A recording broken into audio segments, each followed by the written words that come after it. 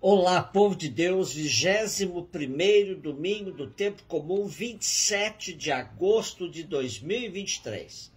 Nossa reflexão de hoje é a partir de Isaías 22, 19, 23, Romanos 11, 33, 36, Mateus 16, de 13 a 20.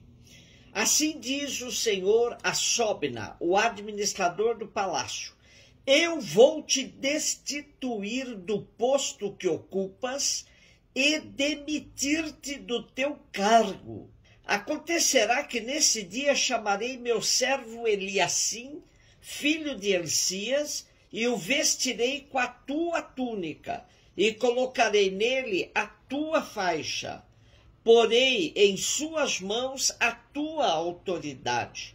Ele será um pai para os habitantes de Jerusalém e para a casa de Judá. Eu o farei levar aos ombros a chave da casa de Davi. Ele abrirá e ninguém poderá fechar, ele fechará e ninguém poderá abrir.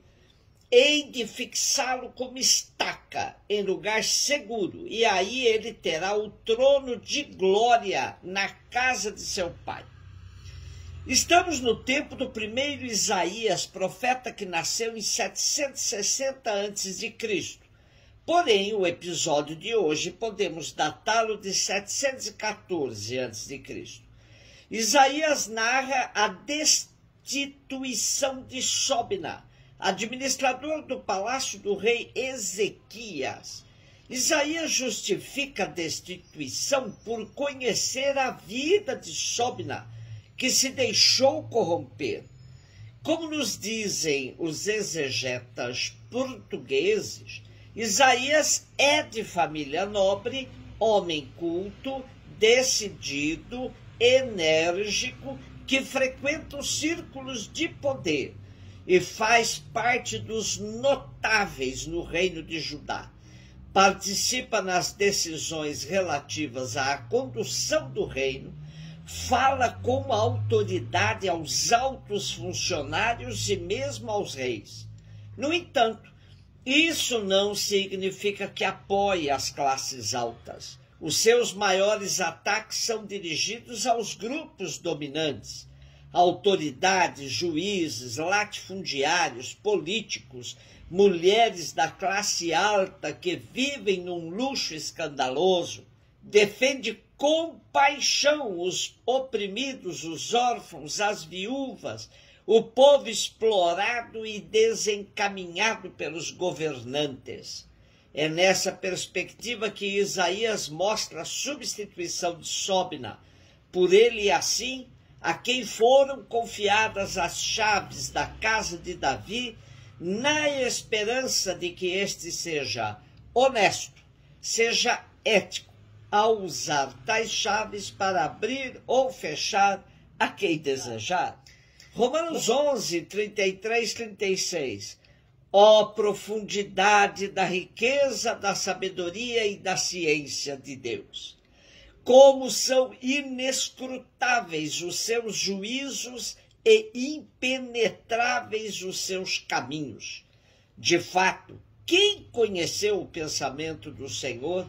Ou quem foi seu conselheiro? Ou quem se antecipou em dar-lhe alguma coisa, de maneira a ter direito a uma retribuição? Na verdade, tudo é dele, por ele e para ele. A ele a glória para sempre. Amém. Seguimos lendo a carta de Paulo aos Romanos, que apresenta como Israel pode ter acesso à salvação. Na verdade, Israel rejeitou o caminho da salvação, rejeitando Jesus Cristo e seu projeto.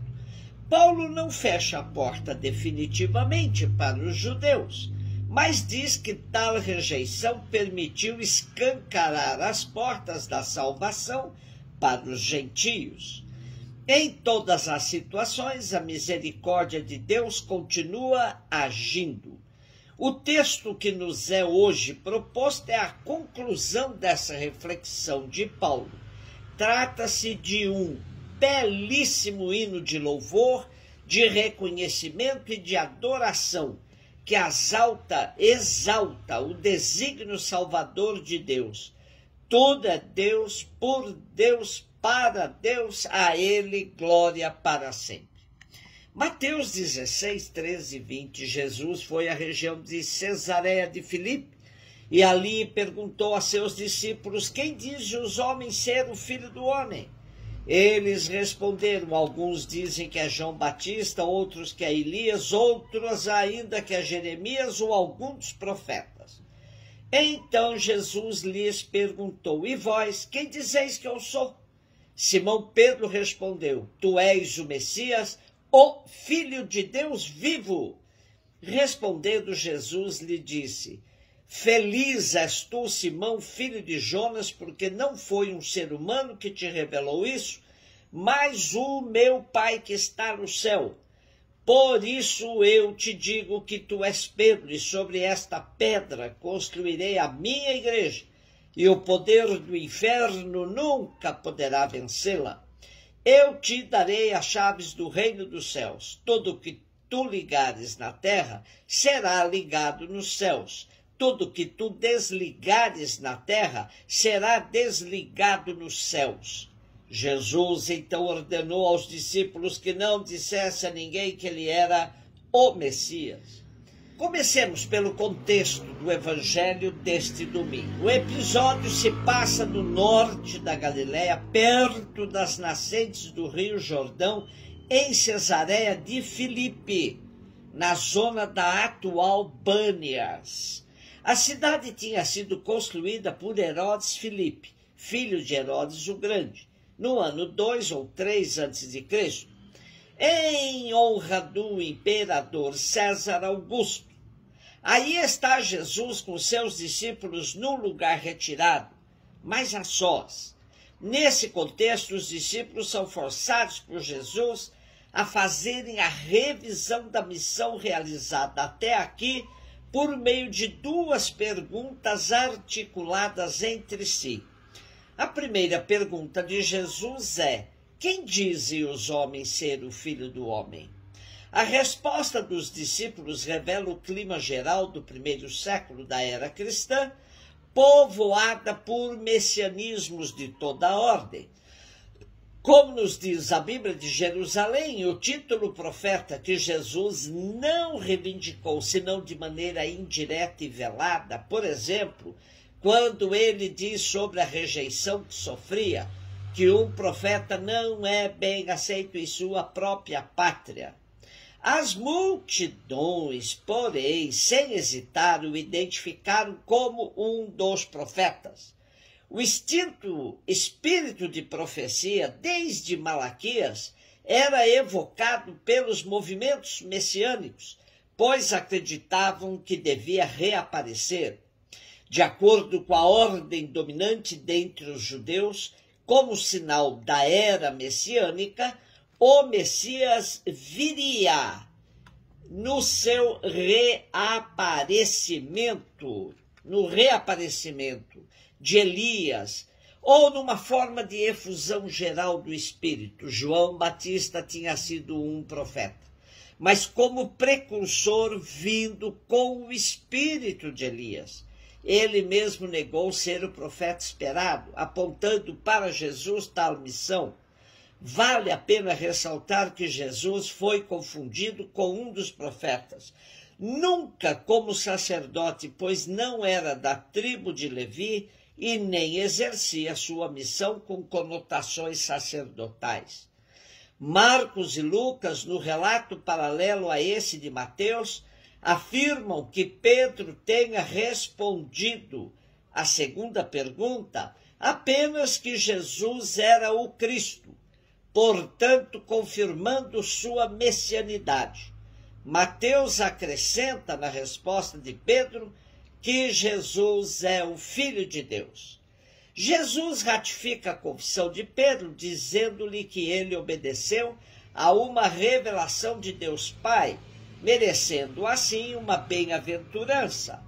E nesse espírito, Jesus declara que irá construir uma comunidade nova, onde Pedro terá uma participação ativa e efetiva, fazendo parte do seu núcleo duro. É bom distinguir duas palavras aqui usadas por Jesus, em grego, Petros e Petra. A primeira designa uma pedra ou pedregulho que se pode pegar e lançar.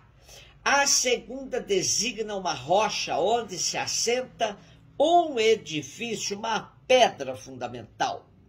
A comunidade é obra e domínio de Jesus, minha igreja. Nela, Pedro terá uma função de suma importância, pois, junto com a comunidade, poderá julgar, perdoar e condenar, sempre ratificado por Deus. Diante de doutores e fariseus que fecham o reino dos céus, onde eles não entram, nem deixam entrar aqueles que gostariam de fazê-lo, Pedro exercerá a missão de se servir de outros critérios para abrir ou fechar as portas do reino. É bom ainda conferir que no discurso sobre a comunidade em Mateus 18:18, Jesus outorga o mesmo poder a toda a comunidade, o que nos leva a afirmar que o poder de Pedro nunca deverá ser um poder absoluto, mas vinculado ao poder de toda a comunidade. Um beijo no seu coração.